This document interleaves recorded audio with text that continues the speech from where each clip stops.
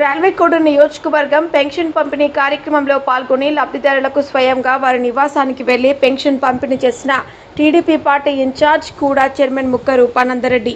ప్రతి అర్హుడికి పెన్షన్, ప్రజల వద్దకే సేవలు తీసుకువెళ్తున్న కూటమి ప్రభుత్వం.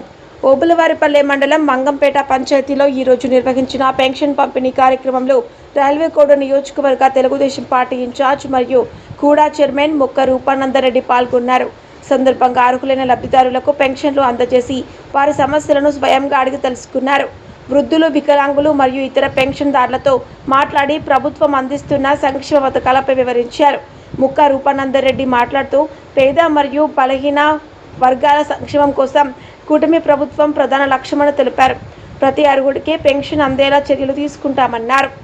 ప్రజలకు ఎటువంటి ఇబ్బందులు కలగకుండా ప్రభుత్వ సేవలను మరింత సమర్థవంతంగా అందించేందుకు కృషి చేస్తామని పేర్కొన్నారు.